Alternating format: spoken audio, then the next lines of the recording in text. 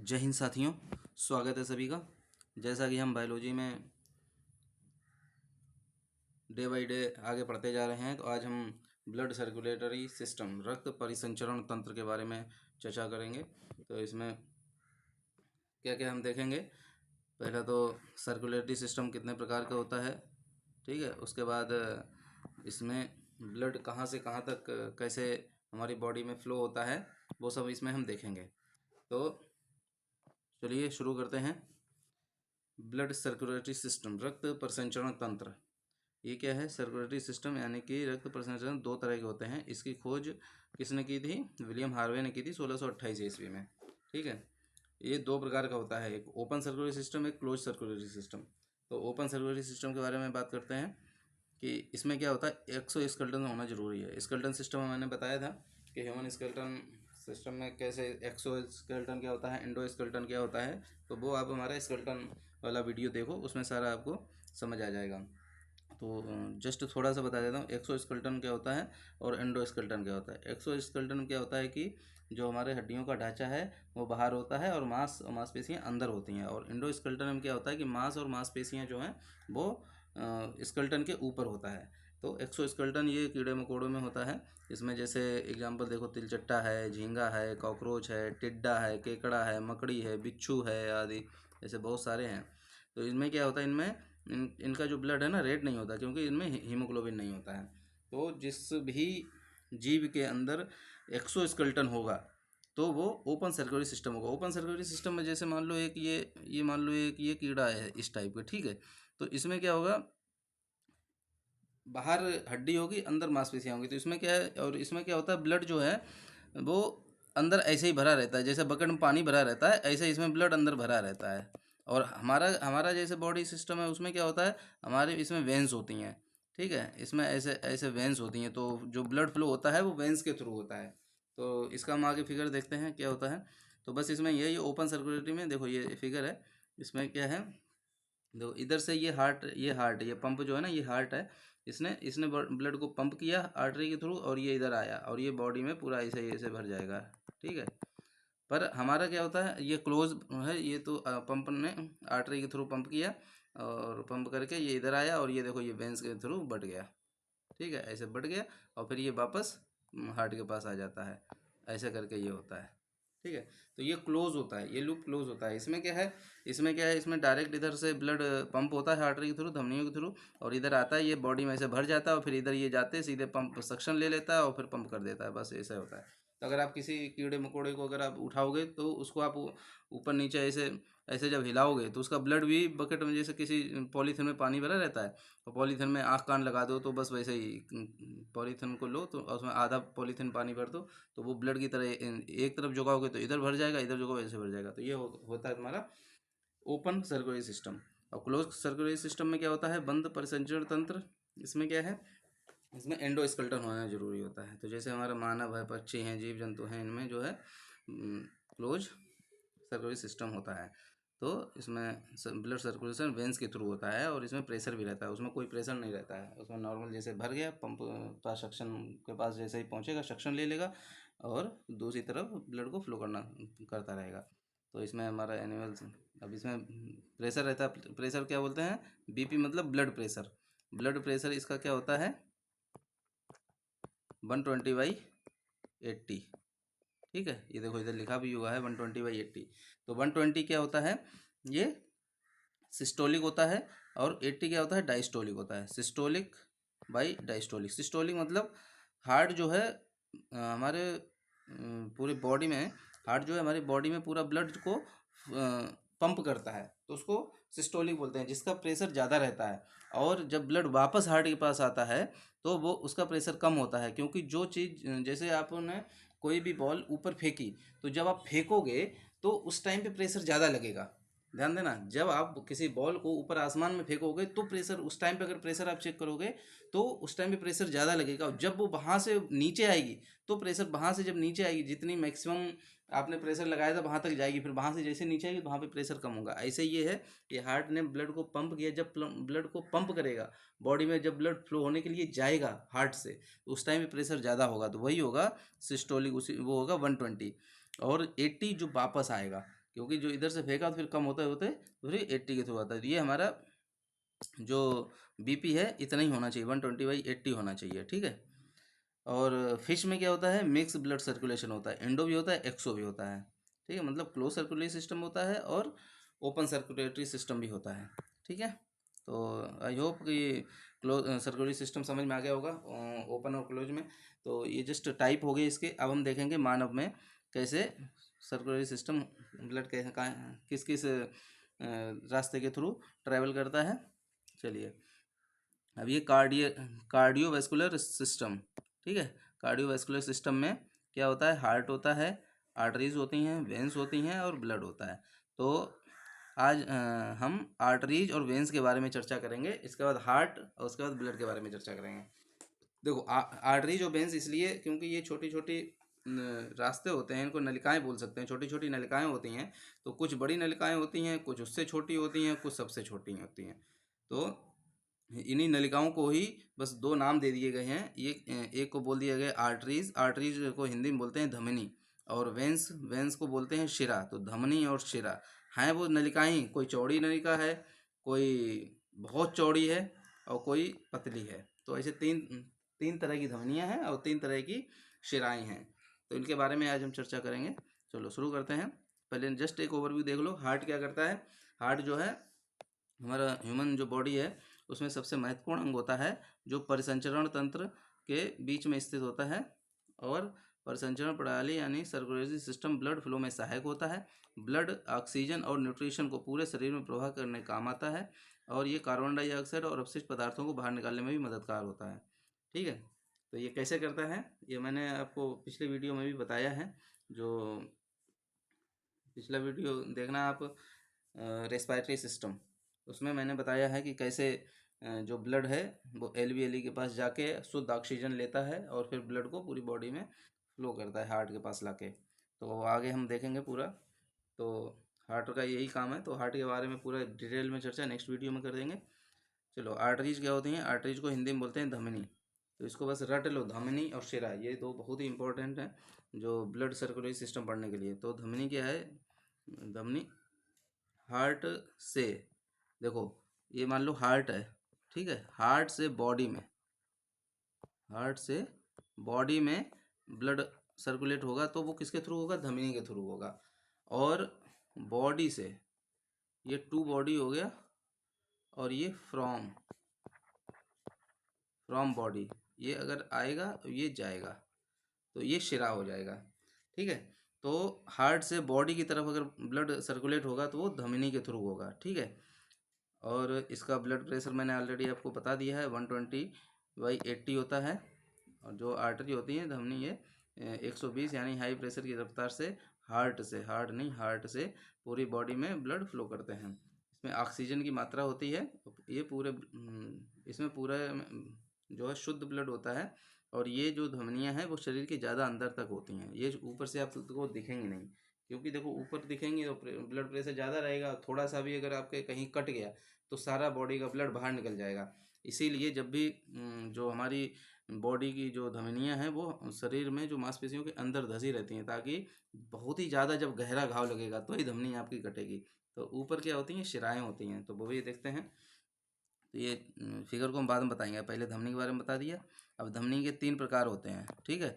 Number 1 होता है महाधमनी, number 2 धमनी, फिर नंबर 3 छोटी धमनी, ठीक है। महाधमनी क्या होती है, ये शरीर की सबसे बड़ी धमनी होती है। सबसे बड़ी, शरीर की सबसे बड़ी धमनी कौन सी होती है, महाधमनी। ये हार्ट से ब्लड को पूरे शरीर में छोटी छोटी धमनियों के माध्यम से पहुंचाती है। तो इसी में देखो तीनों का काम हो गया। महाधमनी सबसे बड़ी धमनी है, काम धमनी जो तीनों है, तीनों का काम एक ही है, ब्लड को हार्ट से पूरी बॉडी में फ्लो कराना, ठीक है। बट जो सबसे बड़ी धमनी है उसको महाधमनी बोल दिया, उससे जो छोटी है उसको धमनी बोल दिया, जो सबसे छोटी है उसको छोटी धमनी बोल दिया। तो जैसे मान लो ये एक नलिका है, चौड़ी नलिका है, तो इसने कई सारी धमनियों में ऐसे ब्लड सर्कुलेट किया। अब इन धमनियों से कई सारी छोटी छोटी छोटी छोटी ऐसे धमनियाँ निकल जाएंगी, ठीक है। तो इसलिए इनको डिवाइड कर दिया है ताकि आपको पढ़ने में आसानी नहीं रहे। अब सारी धमनी बोल दिएंगे तो फिर छोटी कौन सी बड़ी कौन सी, तो उसमें थोड़ा हमें सीखने में प्रॉब्लम होगी। तो बस यही एक रीज़न है, ठीक है। फुफ्फुस धमनी हम बाद में बताएंगे, पहले वेंस देखते हैं। तो हमने धमनी बता दिया, महाधमनी, धमनी, छोटी धमनी, तीनों हो गए। अभी वेंस, वेंस क्या होती हैं, जो शिराएँ होती हैं, हिंदी में इसको बोलते हैं शिराएँ। तो बॉडी से जो हमारा शरीर जो, जैसे हमने धमनी से शरीर धमनी से जितना भी ब्लड है पूरी बॉडी में फ्लो हो गया, उसके बाद जो ब्लड वापस आता है हार्ट में, तो वो शिराओं के थ्रू आता है। तो इनका काम क्या होता है, और इनके पास क्या होता है, ऑक्सीजन होता है, तो सॉरी, इनके पास कार्बन डाइऑक्साइड होता है। धमनियों के पास क्या होता है, धमनियाँ जो लेके जाएंगी वो ऑक्सीजन लेके जाएंगी, और कार्बन डाइऑक्साइड शिराएँ वापस लेके आएंगी हार्ट के पास। ठीक है। फिर हार्ट जो है उस, चलो नेक्स्ट बताएंगे। हार्ट क्या होता है, वो हमारे लंग्स के पास भेजेगा, तो लंग्स के पास जाएगा वो ब्लड, और कार्बन डाइऑक्साइड लंग्स को दे देगा, मतलब एलवीएल को दे देगा, जो लंग्स का एक पार्ट है जो ऑक्सीजन को स्टोर करके रखता है, और ऑक्सीजन दे देगा हीमोग्लोबिन को, ब्लड को, और ये वापस फिर हार्ट के पास आ जाएगा, फिर धमनियों के थ्रू जाएगा। तो आगे हम पूरा बताएंगे। तो हमारे ब्लड प्रेशर देख लिए। तो आर्टरी जो ये 80 की रफ्तार से वापस आता है, धमनी में 120 की रफ्तार से ब्लड जाता है, और वापस जो आता है वो 80 की रफ्तार से आता है, वो शिराओं से ही आता है। ठीक है। इसमें CO2 की मात्रा होती है, इसमें अशुद्ध ब्लड होता है, और धमनियों में शुद्ध ब्लड होता है। शुद्ध और अशुद्ध ब्लड क्या है, अगर ब्लड में आपके ऑक्सीजन है तो वो शुद्ध ब्लड हो गया। ठीक है। अगर आपके ब्लड में CO2 है तो वो अशुद्ध ब्लड हो गया। तो शिराओं में CO2 होता है, इसीलिए ये इसमें, इसको हम अशुद्ध ब्लड कहते हैं। और इसमें कपाट या वाल्व लगे होते हैं। हाँ ठीक है। ऐसे मान लो, ये मान लो एक जो है, तो इसमें ऐसे करके एक कपाट वाल्व लगे रहेंगे, तो जैसे ये इधर से जाएगा तो ये इधर से खुल जाएगा, पर ये वापस नहीं आ पाएगा। पर धमनियों में कोई भी वाल्व नहीं लगा होता है, शिराओं में वाल्व लगा होता है। जैसे ये आगे जाएगा तो ये इधर से ओपन हो जाएगा, और वापस अगर आएगा तो ये क्लोज हो जाएगा ऑटोमेटिक। इसमें इस तरह से नॉन रिटर्न वाल्व लगा रहता है, NRV जिसको बोलते हैं, NRV, नॉन रिटर्न वाल्व। ठीक है। ठीक है। इसमें और नेक्स्ट देखते हैं। जो शिराएँ होती हैं वो हमारे जैसे देखना चाहते हो, हमारे पैरों में और हमारी कलाई में जो हरे रंग की नसें दिखाई देती हैं, यही शिराएँ होती हैं। तो शिराएँ ऊपर दिखती हैं और धमनियाँ अंदर होती हैं। ठीक है। धमनियाँ अंदर होंगी और शिराएँ ऊपर दिखेंगी। तो इसका देखो रीजन क्या है, अगर धमनियाँ हमारे ऊपर होंगी, जो मैंने थोड़ी देर पहले बताया था, अगर धमनियाँ ऊपर होंगी तो अगर थोड़ा सा भी अगर कट लग गया तो धमनियों में ब्लड प्रेशर ज़्यादा रहता है, 120 रहता है, तो ब्लड एकदम से पूरे हमारे बॉडी से निकल जाएगा, और पूरा बॉडी से ब्लड जो निकलने के बाद खाली हो जाएगा। और जो 80 है, तो शिराओं में क्या होता है, ब्लड प्रेशर कम रहता है। अगर कट भी गया तो शिराओं में उतना ज़्यादा प्रेशर नहीं रहता है, तो ब्लड थोड़ा कम रफ्तार से बाहर निकलेगा, और हमको समय मिल जाएगा उसको इलाज करने के लिए। तो इसीलिए शिराएँ ऊपर होती हैं, धमनियाँ अंदर होती हैं। ठीक है। इतना समझ में आ गया होगा धमनी और शिरा क्या होती हैं। अब देखते हैं ये फिगर, ये फिगर ऊपर भी था, तो इसमें हम देखते हैं कि धमनी और शिरा क्या होता है। देखो मैंने कपाट बताया था, ये देखो वेंस है। इसमें दूसरा कलर ले लेते हैं क्योंकि ब्लू ही है, रेड भी नहीं लेना, येलो ले लेते हैं। ठीक है। तो ये देखो इधर से ऐसे जा रहा है ये ब्लड, तो ये देखो वाल्व लगा हुआ है, ये देखो, ये देखो वाल्व लगा हुआ है, इसको कपाट बोलते हैं हिंदी में। तो जैसे ब्लड इधर से जब जाएगा तो ये वाल्व ऑटोमेटिक खुल जाएगा। इसकी संरचना ऐसी, ऊपर वाला बहुत ही खतरनाक इंजीनियर है, उसने इस हिसाब से संरचना बनाई है कि हम सोच ही नहीं सकते। वहाँ से वो बनाना शुरू किया, ऐसे वाल्व लगाए हैं जो देखो आगे जाएगा तो खुल जाएगा, वापस आएगा तो बंद हो जाएगा। तो जैसे ये देखो पूरा ब्लड इधर से निकल गया, ये देखो ऑटोमेटिक बंद हो गया, ये देखो बंद दिख रहा है। ठीक है। ये देखो बंद दिख रहा है, और ये देखो इधर ओपन दिख रहा है। तो ये शिरा हो गए, वेंस को क्या बोलते हैं, ये शिरा। और आर्टरी, इसमें देखो नॉर्मल ब्लड जो है ऑक्सीनेटेड ब्लड होता है धमनियों में। ठीक है। इसमें डाईऑक्सीनेटेड मतलब अशुद्ध ब्लड होता है शिरा में।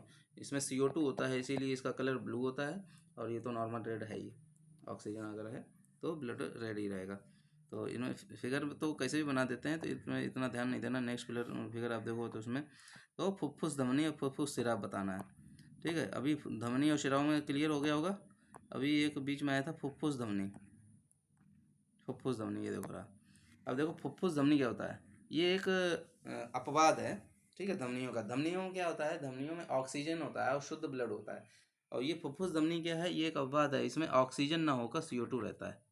ठीक है। इसमें ऑक्सीजन ना होकर CO2 रहता है, इसीलिए ये अशुद्ध ब्लड होता है। और इस CO2 के कारण ही जो है फुफ्फुस धमनी जो है वो CO2 युक्त जो रक्त है उसको हृदय से अशुद्ध रक्त को फेफड़ों तक पहुंचाना होता है। ठीक है। तो हृदय से अशुद्ध रक्त को जो लंग्स के पास जाता है, जो मैंने बताया था एलवीएलई के पास जाता है, एलवीएलई से के पास जो अशुद्ध ब्लड CO2 जो मिक्स ब्लड होता है वो एलवीएलई के पास जाएगा, फिर CO2 और ऑक्सीजन का आदान प्रदान होगा, फिर वहाँ से ऑक्सीजन लेके वापस आएगा, तो वो फुफ्फुस सिरा के थ्रू आएगा। तो इसीलिए ये एक अपवाद है, इसको याद रखना। फुफ्फुस धमनी क्या होता है, धमनियों में क्या होता है, जनरली ऑक्सीनेटेड ब्लड होता है, ऑक्सीजन के साथ ब्लड जो है शुद्ध ब्लड होता है। लेकिन ये फुफ्फुस धमनी जो है ये अपवाद है, इसके पास CO2 जो ब्लड में CO2 होता है, ये एक अशुद्ध ब्लड को लंग्स के पास लेके जाता है, फिर वो ब्लड को शुद्ध करता है, और फिर वापस जब ब्लड जो है लंग्स के पास जाके शुद्ध हो जाता है, फिर वही ब्लड जो है लंग्स से कहाँ लेके जाएगा, हार्ट के पास लेके जाएगा। ठीक है, तो ये हम देखते हैं, ये फुफ्फुस धमनी हो गया। अब देखो आगे फुफ्फुस सिरा भी होगा। ये देखो फुफ्फुस सिरा है।